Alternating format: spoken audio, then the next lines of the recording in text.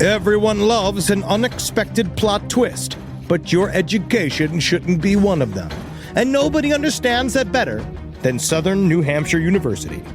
SNHU's online degree programs provide the flexibility you need, backed by support you can count on.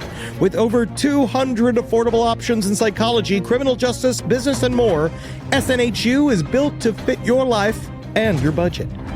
Visit snhu.edu/lastpodcast to learn more. That's snhu.edu/lastpodcast. Insurance isn't one size fits all. That's why drivers have trusted Progressive's Name Your Price tool for years. Just tell Progressive what you want to pay, and they'll show you coverage options that fit your budget. Visit Progressive.com to find a car insurance rate that works for you. Progressive Casualty Insurance Company and Affiliates. Price and coverage match limited by state law. Hello, Last Podcast on the Left listeners. Welcome to the Patreon interview series. My God, today. It's very exciting. My name is Henry Zabrowski. I'm sitting here with Ed Larson. How you doing, buddy? You looking good? Feeling good. Good. Hopefully not too good. No. Because that might mean you're on something. I mean, well, I have to take medicine. But good prescribed medicine. Yes. That doesn't necessarily make you feel good. It makes you feel neutral. I don't even know I take it because it's for my cholesterol. That's a very good thing. But today we're talking about... Keeps the ham strong. Yeah, as it should. Now, this story I find... This is very interesting, and it's very, very thick, and it's sort of about, obviously, it's huge issues involving pharmaceutical, kind of like manipulation of these various systems, but also just straight up almost serial murder. Like this heads into true crime area. We have the author, Philip Isle, who wrote the book Prescription for Pain, How a Once Promising Doctor Became the Pill Mill Killer. It's out there. It's on you can get it on Amazon. You can get it any other place, right? Anywhere you buy books. I love it. And this is about the doctor, quote unquote, evil doctor, Paul Volkmann, who ran a pill mill. Now, I really want to know the exact. So first of all, thank you for being here. Thank you for having me. It's a pleasure to be here, guys. Hopefully. It will continue to be so. Now, I have to ask a question. It's a pleasure so far. So far, everything is painless, much like Eddie's cholesterol medication. Now, my question is I know, my parents are from Florida. So my mom used to get, doctors used to toss oxys at her for headaches. Right. You know what I mean? She literally had a walk-in closet of pharmaceuticals that just kind of fell out of her pocketbook at any given time. Now, But what's the difference between a straight up, I'm going to say, too friendly doctor and a pill mill? That's a good question. Years ago, I came across this article from I think it was a law enforcement magazine for law enforcement in Kentucky that defined a pill mill. And maybe after the pod finishes recording, I can track that down for you. But honestly, the clinics I'm writing about in this book are a pretty good case study. I think what makes a pill mill is kind of a cluster of factors. You've got not necessarily affiliated with local hospitals or educational institutions.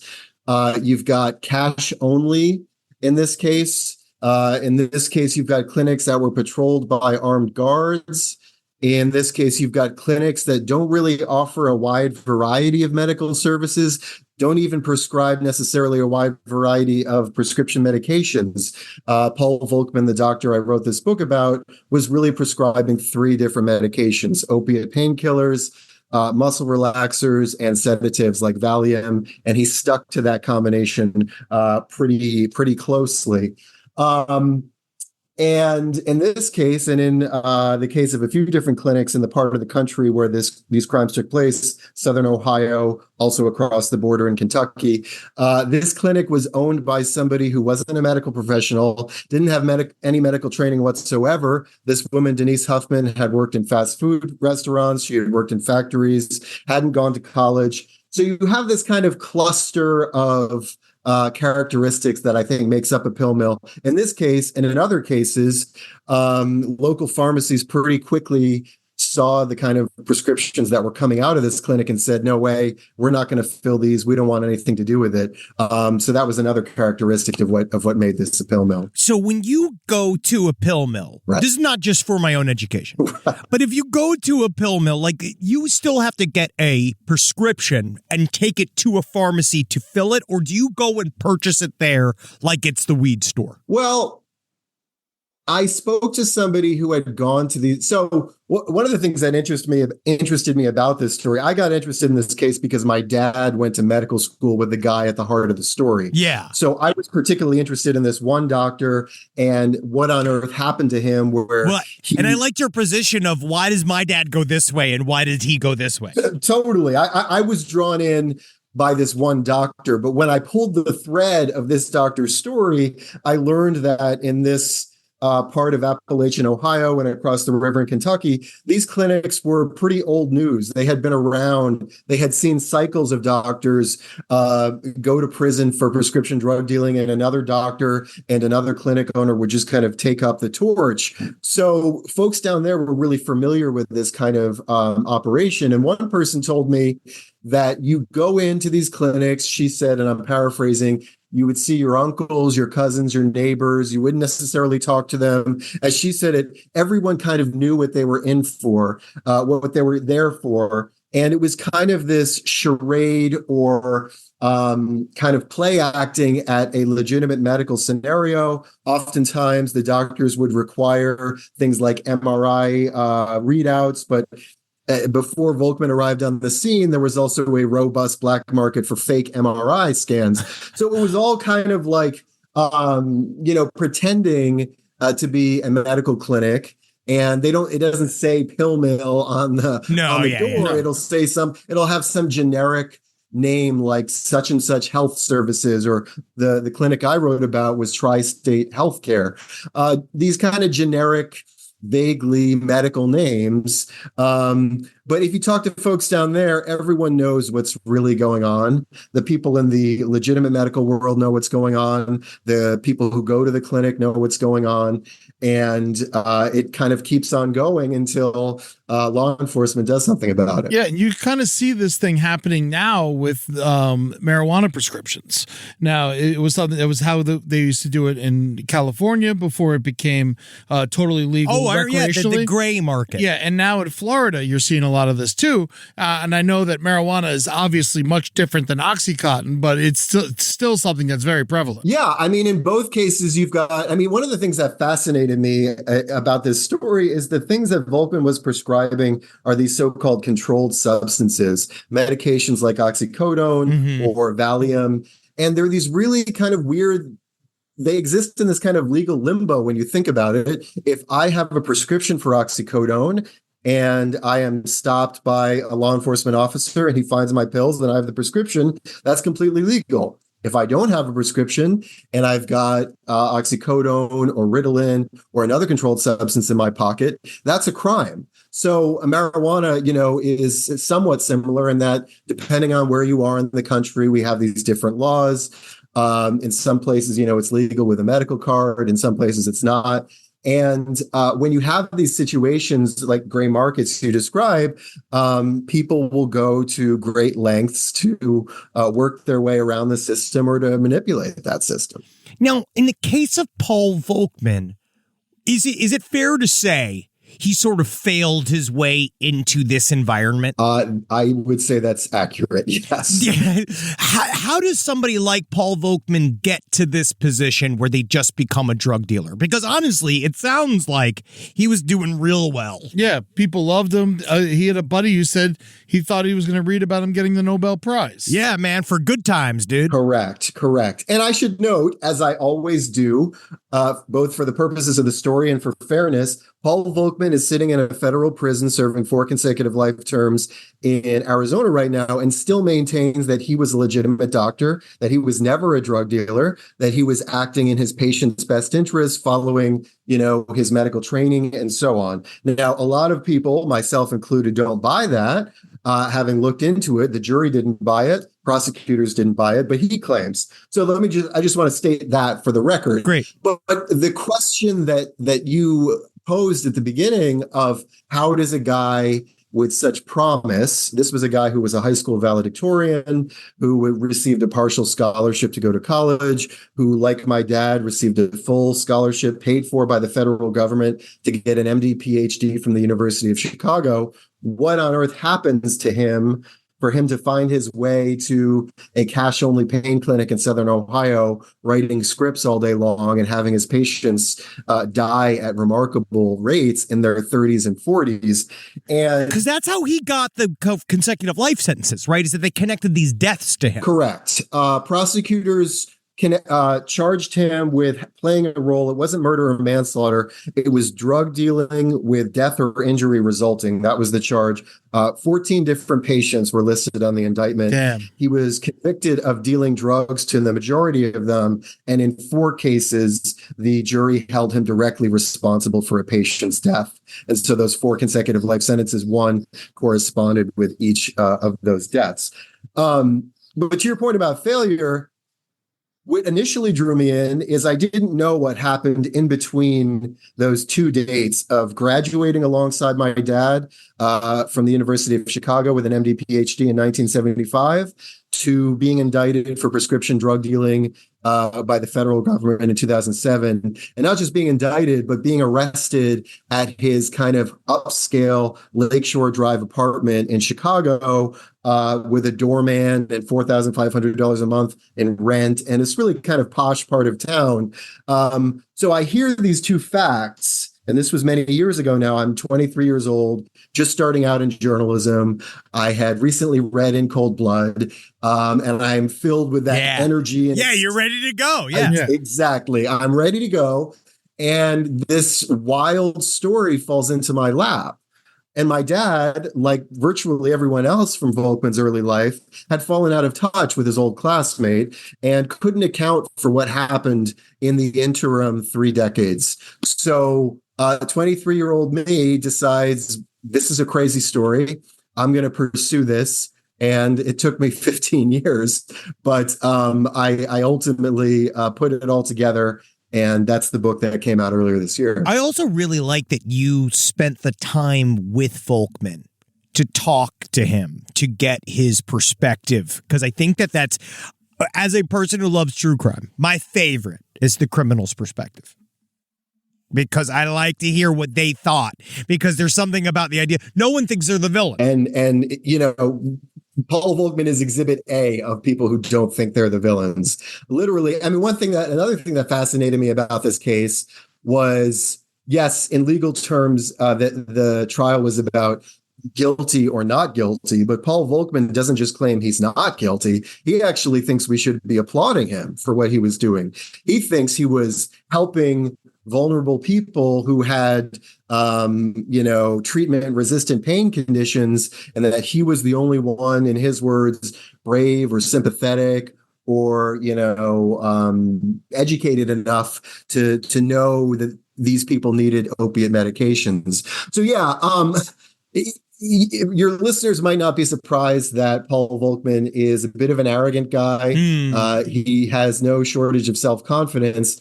And there are many ways in the course of writing this book that I benefited from that arrogance and ego.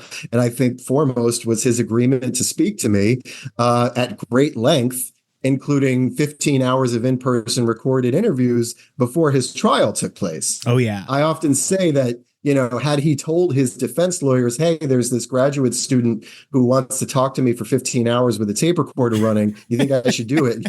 They would have said, no way. What the living fuck are you doing? Yeah. Are you high now? But he did. And because he didn't listen to them, and he continued to speak to me after his conviction, with written letters, with emails, depending on which jail or prison he was in. So the kind of backbone of this book is the story of Paul Volkmann about what happened in his life. But I always told, I'm a journalist. I'm not, Paul Volkmann's ghostwriter or somebody who's sympathetic to him. It was my job to listen to his kind of wildly implausible tale that he was just the victim of bad luck and other people's corruption or other people's bad intentions over the course of his life, and to see whether there was any truth to that.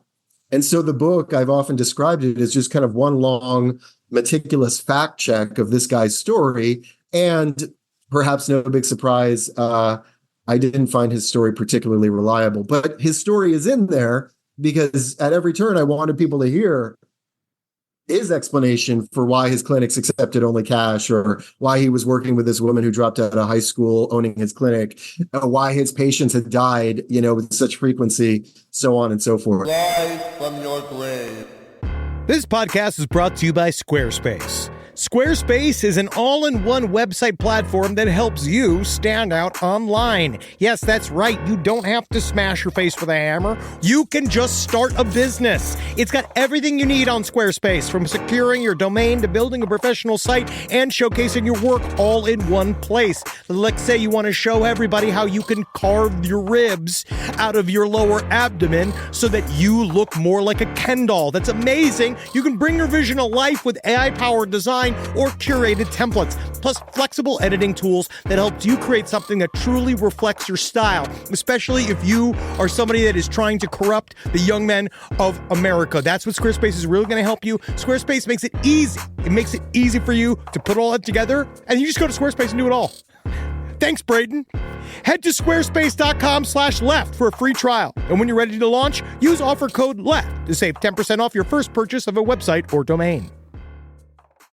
Summer means freedom. And for adults, summer means work next to freedom. But thanks to Mint Mobile's summer sale, it can almost feel like the work is playtime for the adults. Right now, all of Mint's plans are $15 per month, even unlimited. Free yourself from big wireless and switch to Mint Mobile for high-speed data and coverage on the T-Mobile 5G network. It's so well connected, I could call from anywhere. Deep from well within my bunker, where my AI-fueled robots slowly but surely toil for me, but I know for a fact I'm saving money on my phone plan. Or up above, where I'm training all of my giant Amazon female warriors who will fight in bulletproof mesh. Also, honestly, Mint Mobile's really cheap and it's really reliable, so you should use it. To get your new wireless plan for just $15 a month, go to mintmobile.com/LPOTL. That's mintmobile.com/LPOTL. Cut your wireless bill to $15 a month at mintmobile.com/LPOTL. That's it. There's no catch. Upfront payment of $45 per 3 months, $90 for 6 months, or $180 for 12 months. Plan required, $15 per month equivalent. Taxes and fees extra. Initial plan term only. Greater than 50 gigabytes may slow when network is busy. Includes up to 20 gigabyte hotspot. Capable device required. Availability, speed, and coverage varies. See mintmobile.com. In the United States of America, there's a break-in every 26 seconds. That means somewhere, right now, an intruder is getting closer. The problem is most security systems only alert you after a break-in has already started. That's too late. Choose SimpliSafe to secure your home. Using the Outdoor Camera Series 2 and advanced AI alerts, SimpliSafe's US-based live agents identify threats on your property and help deter them, stopping crimes before it starts. That's a real peace of mind. They've got a really great security system that make sure people don't get in your house or it makes a big noise. And to me, that's a big deal for me, is that it protects all of our yelling with a siren in our studio, which is one of the most important things that can be protected. I don't care if thieves come and kidnap us. I don't care if marauders come and steal our staff and bring them to another country against their will. As long as our words aren't affected, as long as our precious data isn't affected. And SimpliSafe does that. And for that, I say, God bless you, SimpliSafe. God bless you. God bless you, SimpliSafe. God bless you. Experience greater peace of mind with SimpliSafe, now available with an exclusive discount for our listeners. Right now, you can get 50% off your new system by visiting simplisafe.com/LPOTL. That's half off at simplisafe.com/LPOTL. There's no safe like SimpliSafe. I mean, at what level is it a crime? I mean, I know it is a crime, but I actually wonder what the distinct line is between just being bad at being a doctor. and being a serial killer. Like, you know, like they talk about this, like with Paul Volckmann, I think it's obvious. It seems that was he getting high in his own supply? You know, it's funny. I think the book would have been a lot shorter if the explanation for Volckmann's behavior was some sort of classic predictable vice, like he was a drug addict or he was an alcoholic or he had a gambling problem or he was trading pills for sex. But I didn't really find any of those things. What I really found was a guy. Wait a second. You can trade pills for sex? Mm-hmm. That's incredible. All right. I'm sorry. Continue.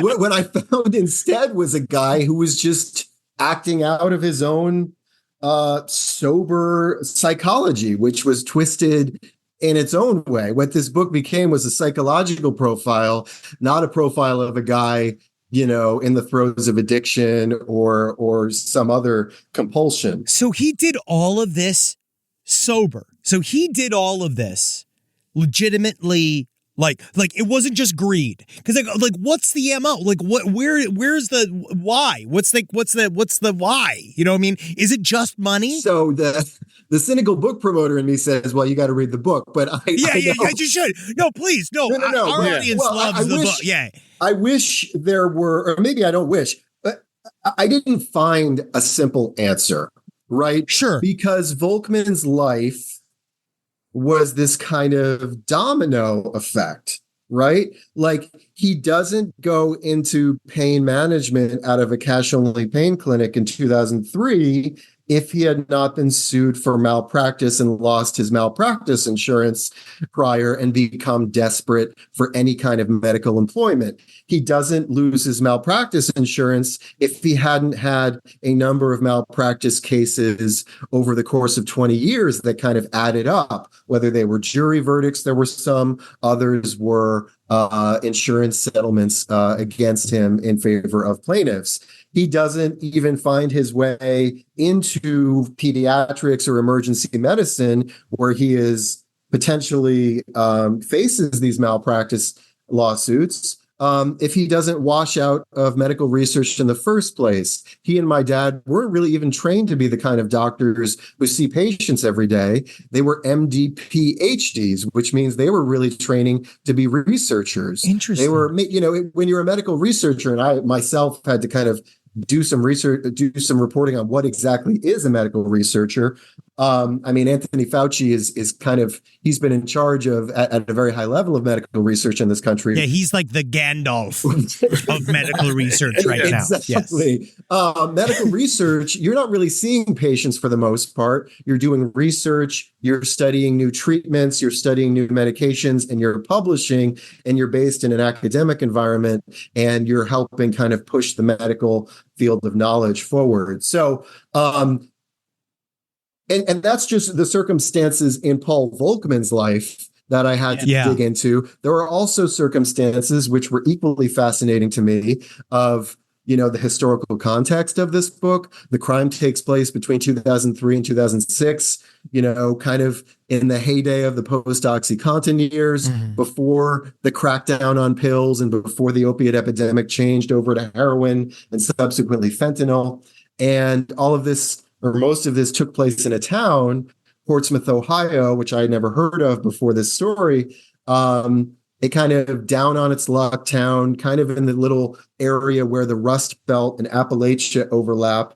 And this was a place that even before Volckmann arrived in 2003 had earned the nickname the OxyContin capital of the world.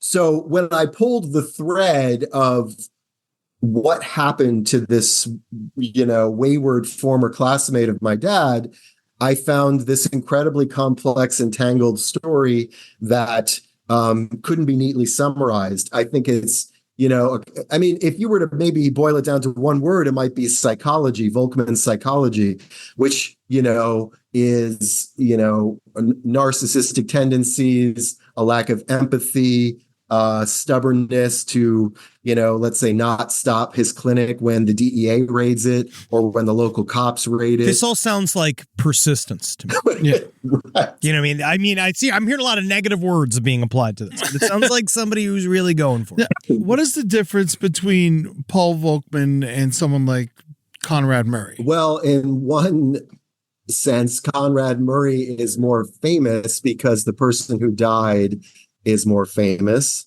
You think about these things when you write a book and when you market a book and try to sell a book, and it's like, who knows about this? And Conrad Murray, you can say, oh, that was Michael Jackson's doctor. That's not really the answer. So Conrad Murray, the substances are different. Yeah. I didn't look particularly closely to that case, but he was giving Michael Jackson, what was it, propofol? Yeah, he used to ask for his milk.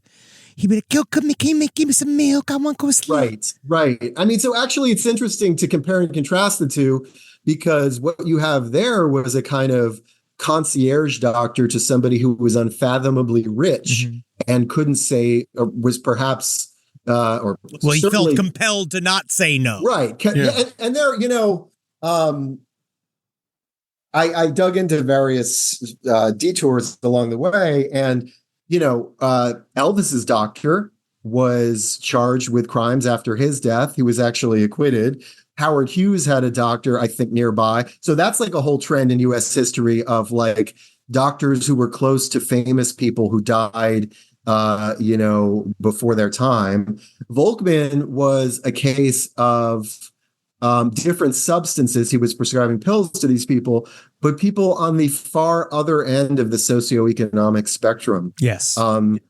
People who were poor, who were in a forgotten part of the country and even a forgotten part of the state of Ohio, a place that was perennially, lowest on per capita income, on health outcomes, on life expectancy among Ohio's 88 counties. And some people have rightly asked, why was it that alarm bells weren't going off for the opiate epidemic earlier on when people in places like Appalachia were dying? Why did it take, for this to drift upward to people in the middle and upper class for us to really get serious about it? So, one difference between this and Conrad Murray is like wealth and fame, and the utter opposite of that. Yeah. And I think that perhaps led to, I know for that Volkman looked down on his patients to an extent because he referred to them as hillbillies in an email that was submitted at his trial. That's not a thing you say, I don't think, when you see the folks you're treating as full human beings. Yeah, it was a full depersonalization. He viewed them as just sort of, they're a source of income and giving him his narcissistic supply of being a doctor. Was he providing drug dealers with pills? Yeah, what's the real, with something like a pill mill, to get employees for a pill mill, for these type of people that are running these things or being the armed guards, these people, is that the criminal element? Is that a thing that he brings people in, or are these just guys? Is it everybody? Is everybody addicted to drugs that are sort of working there? Well, one remarkable moment in the trial testimony that I thought was deeply incriminating was, I forget whether it was the mother, Denise, who owned and ran the clinic, or her daughter, who was also indicted. But at one point, the prosecutor asked one of them, "Were you a patient of Dr. Volkman's when you were working there?" And she said yes. And he then rang off 3 or 4 or 5 other family members / employees, all of whom were patients of Volkman while working there. Super sketchy situation. Volkman would claim, whether you believe it or not, that he was entirely convinced that his actions were on the level, and that the people whom he was prescribing to were pain patients in need of these medications. I think I find that very, very hard to believe for a number of reasons. One, the incentives for turning around and selling pills in a place like Portsmouth, Ohio in the early 2000s were overwhelming. This, again, was a really poor, burnt out former industrial town that had been poor for decades. And these clinics were, you'll hear people say, an economic engine for just about everyone involved. Yeah. They were money in the pocket of the doctor, they were money in the pocket of the owners, and they were money in the pocket of the patients, some of whom would take some pills, others of whom would he would just turn around and sell them all. You also heard about things in the trial testimony of people sponsoring other patients, paying for their visit fee to the doctor, and then getting a cut of the pills that they were prescribed afterward. So you have this kind of, I mean, there was a lot of testimony during the trial about people who were selling pills. I think, and this might sound shocking, but I think we need to take a second look at the healthcare industry. Because I feel like there's something off here. I feel like this might be, I mean, maybe it's me as a comedian kind of just smelling something off. Do you notice a pattern? Yeah. When I was reading about this, do you think that in this world, and while you were researching this, did you ever see any connection to the body part industry as well, or the organ industry as well? Because there's also a whole world of open market body part and organ sales that have come up over the last couple of years. Like I remember, have you ever seen these cases of people washing off torsos in a parking lot and doing all these things because they're doing organ harvesting? But it's like they're all like, I'm just an employee. Meanwhile, they're hitting an armless, headless torso with a hose in a parking lot, just like, I'm just getting paid here, buddy. This is happening in America? Yes, happening in America. I went down a lot of roads in my research, a lot of roads, and there's probably an entire whole book that I cut from this book, but I did not go down the organ harvesting road for whatever reason. It just seems like it's a whole other, like, well, that's very serious. Yeah. Very serious. I mean, yeah, mainly what I was struck by, and what I think one of the most incriminating facts toward Volkman is if you sit with Paul Volkman in his apartment in Chicago and listen to his story of why he was under indictment, and I did this for many hours, he's so smart and he has so many answers and he's so highly qualified that you can almost find it plausible, as far-fetched as it is. But if you go down to this part of Ohio, they will tell you that 3, 4, 5 doctors were convicted of similar crimes before this guy, and 4, 5, 6, 7 doctors were convicted of similar crimes after Volkman. So really, he is part of this kind of slow motion 20-year crime wave down there. Wow. So even though, I never heard necessarily about organ donation, although I will say, I heard people say that these pain clinics were kind of a spinoff from a diet pill clinics in an earlier era, that this problem had changed its complexion over the years. In the 80s or 90s, it was sketchy diet pill clinics. And then, later on, it became these pain clinics. But really, this was, when you go, I remember distinctly talking to a TV news reporter when I first went to Portsmouth and asking him if he had heard of Volkman. And he said something to me like, Volkman's just a long list and a name in a long list of names to me. I've seen this happen so many times. It's also, I guess that what you just said was so illuminating to me. I didn't even think about it like that, about how everybody's kind of getting a little piece of it too. Like the patients are getting some of the money. Like they are getting, because I was like looking at that, like how in the living hell would you live if you were taking 200 to 600 pills a month? Like how would you, like that's death, right? Like I don't know what the extent. When it comes to Oxycontin, that's death. Yeah, like that. So they're selling them, they're moving them, they're selling them as well. So this is it is part of why it's perpetuating almost in a way. It's because everybody's kind of making a little piece off of it.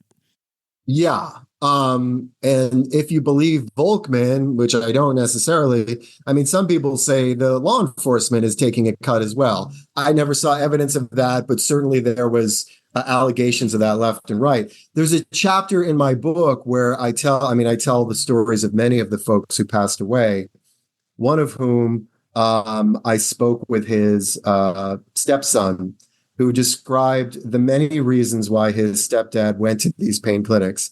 He did have real pain, and he had, he could back it up with medical documentation. He also definitely liked to take the pills for recreational purposes. He also used the money to sell some of them. And there was even a fourth reason. He said his stepdad liked the pills because he was a social guy, and he brought his friends around. He could give pills away when he had them. So in that one story was an example of, the many, I say in that chapter, there were many reasons why a person might go to a pain clinic in Southern Ohio.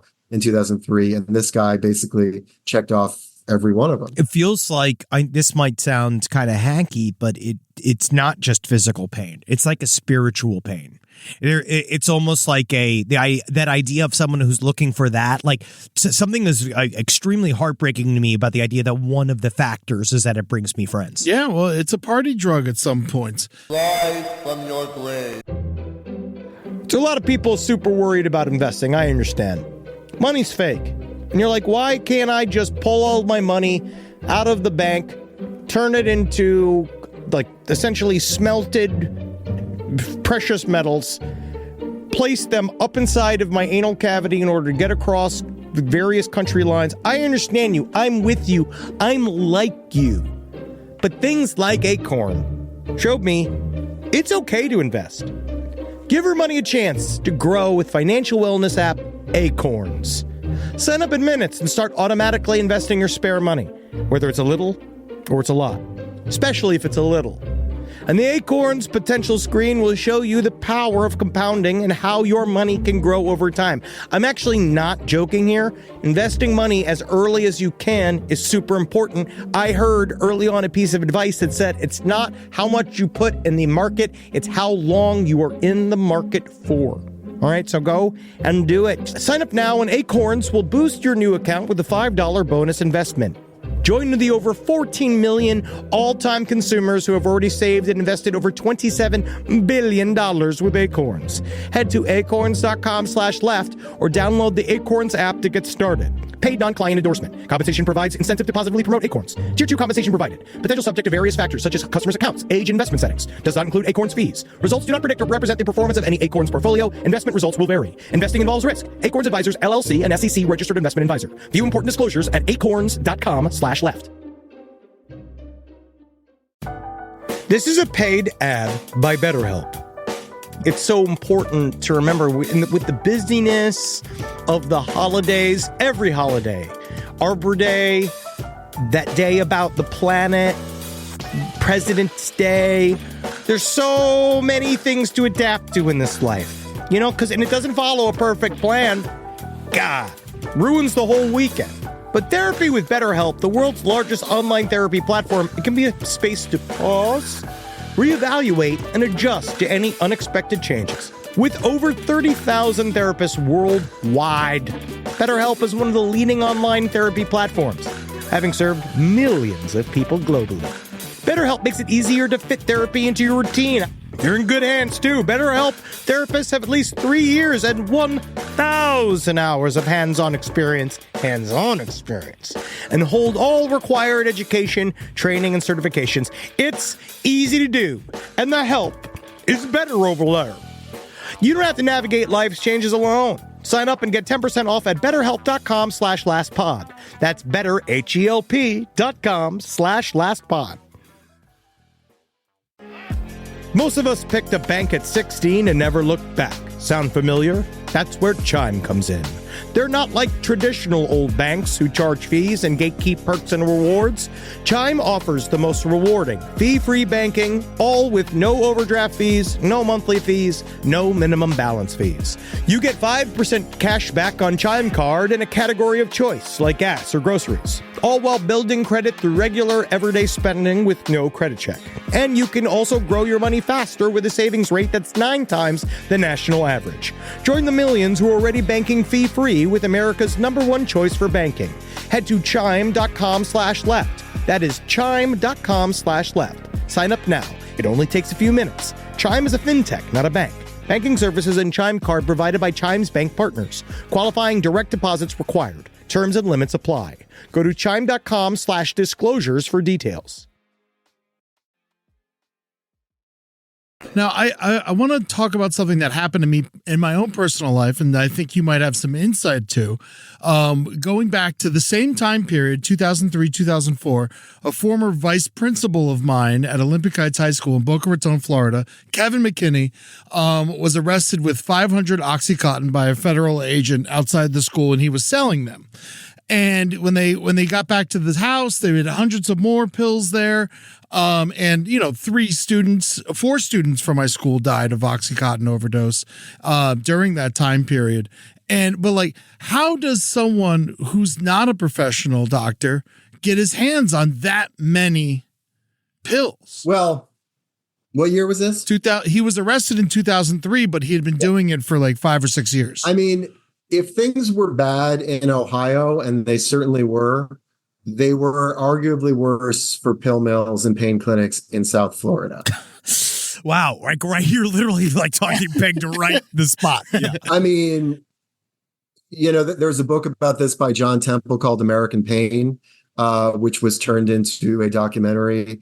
I remember, visiting my great aunt and grandmother who lived in Pompano Beach, not far from Boca Raton. Yeah, he actually lived in Deerfield, the guy who got arrested. McKinnon. Yeah, but these clinics, I mean, I'm sure you remember if you lived there around that time, they were just everywhere in South Florida. And you had people driving from states quite far away, sometimes Ohio down to Florida, on these like pill mill tourism excursions and going back up. So how does a guy like that get his hands on that many pills? I don't know the specifics, but I do know that there were lots and lots of sketchy pain clinics that had basically opened a spigot to just unleash enormous amounts of controlled substances into places like South Florida, Southern Ohio. And if he wasn't getting them from one clinic alone, which is likely or possible. I mean, Volkmann's patients, family members told me the size of the pill bottles that their family members walked away from were just enormous. These like 6-8 inch things. I know my mom literally had pill bottles that were this big. Right. They were like 7 inches long. It's also taken quite a while for states to catch up with their prescription drug monitoring things. So you hear about doctor shopping where for a time before these electronic monitoring systems were set up, people could hop from one clinic to another and just walk away with those kinds of pills. Or maybe they were going in as a group and these people were funneling pills back to this guy. I mean, the common denominator is that these pills were just flowing so easily in places like Florida and Ohio during these years. It's horrifying to think about. And in that way, that is also why the fentanyl and the heroin crises we're dealing with, the ball started rolling on that with the pills. And, we're dealing with downstream consequences still of things that were going on that long ago. Aren't the consequences in a lot of these black markets too? Like, how in the living fuck do you maybe get the real stuff all the time? Right? Isn't there any sort of like thing where like you're getting stuff that's not Oxy? It's something else, but it looks like an Oxy and it's in a thing that says Oxy. Like how often does that happen? I think the creepier thing to contemplate, I didn't hear anything in Volkmann's case about counterfeit pills. The creepier and more unsettling thing to contemplate is when local pharmacies stopped filling his prescriptions, which was a few months into his arrival in Ohio, he and his clinic owner submitted an application to the Pharmacy Board of Ohio and launched an on-site pharmacy, an on-site dispensary. And that continued for like 2 years. So this meant that patients could receive their script, the paper, and then have it filled under the same roof. And the reason I bring this up is that place was getting supplied by pharmaceutical suppliers for years. Who I know from the investigative documents did raise red flags about the size of some of the orders this clinic was putting in. But it was like, hey, sorry, something's happening. Continued to fill the orders. So, and here is where you see, I think it's interesting to look at all of the different people and entities that have been sued in the civil litigation side of the opiate epidemic to see where all of the places for accountability go. You see pharmacies like CVS and Walgreens. You see medical distributors like McKesson and Cardinal. You see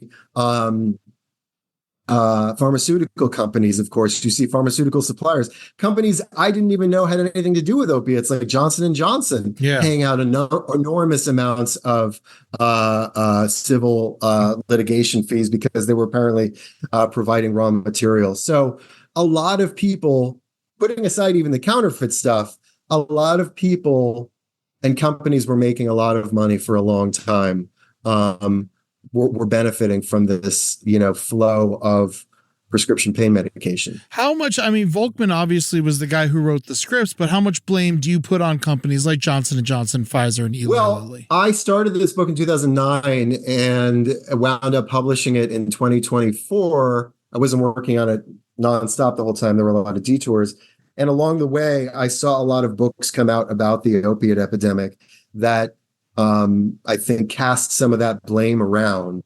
Books like Painkiller by Barry Meyer or Empire of Pain by Patrick Radden Keefe or Dreamland by Sam Quinones, which point a finger at the Purdue Pharma and the Sackler family. I think certainly they deserve a whole lot of the responsibility. But it wasn't just them. There's another book called Drug Dealer MD by Anna Lemke out of Stanford, I believe. And her book is really interesting because she makes a convincing case of just how many different places bear some responsibility. The FDA fell down on the job. Academic medicine fell down on the job. Regulators, private, pain advocacy organizations, some of which were like, AstroTurf organizations on behalf of Purdue Pharma, failed patients. So, the blame is just so wide. There are so many. McKinsey, we now know, has issued kind of a vague apology for their work helping Purdue Pharma market and sell OxyContin more effectively. It's kind of astonishing. I'm based in Rhode Island, the state that's headquarters of CVS Pharmacy, and CVS has paid out for this. So like it's pretty alarming to think of all of the different places that share some of the responsibility. And one thing I do remind people, it's maybe obvious, but the opiate epidemic was not a natural disaster. It was not an earthquake. It was not a tornado. It was an entirely man-made crisis that we are still dealing with the fallout from. So when you have a man-made crisis, as a journalist, I would say that deserves a lot of books, and that deserves a really close look for who we can hold accountable and how we can hopefully learn from this to not have something like this happen again. And all this happened because we made weed illegal. I do sort of believe it in some ways, where you're like, there are ways to handle this. We're in this extremely toxic place with pain because everybody's the medical health industry is in shambles. People don't know what to do. I know it, but how do we move on from this? What do we do now? How do we fix it, Phil? The floor is yours. Let's talk to Michael Keaton. Can Michael Keaton help? He's doing his best. Oh man, I think I've done a lot of interviews about this book, but I think you're the first ones to ask me, what do we do now? Yeah, you fix it now, if you could, please. Thank you. Well, so here's my, I always offer the disclaimer that I'm a journalist and not a doctor. Mm-hmm. That's not a cop out. That's just me. It's just life. Yeah. If you ask me my prescription, I say take 2 shots of tequila and call me in the morning. Come on. That's because I've got a problem. Say, I don't, if you're looking for the answer to the opiate epidemic, to solve it in this podcast, I wish we could do that. I don't, but I will say that there are some exciting things happening in my home state. I'm often frustrated by the politics in my home state. But there are some things that Rhode Island is kind of leading the way on. We have launched a safe injection program, safe injection site where people who are IV drug users can use drugs in a safe environment. I think that whole kind of world of destigmatizing addiction, needle exchanges. We also have a program with things like Good Samaritan laws that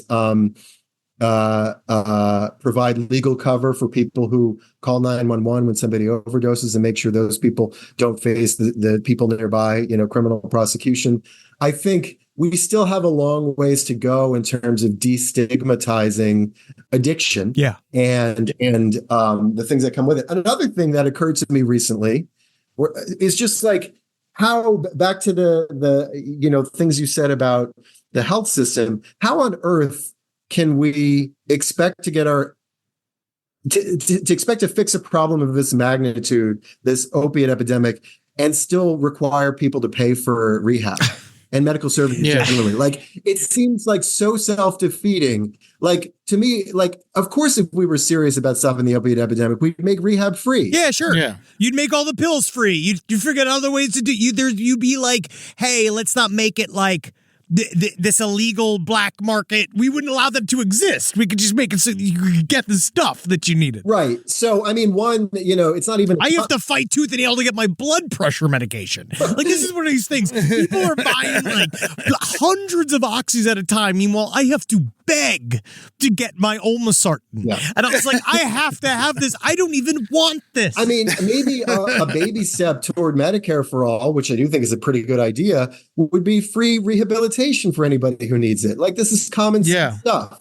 And yet I sound like some wild-eyed, revolutionary by saying it. So, I mean, there's my best answer. Destigmatize drug use, continue to destigmatize drug use, and make rehabilitation free and easier to access, and stop.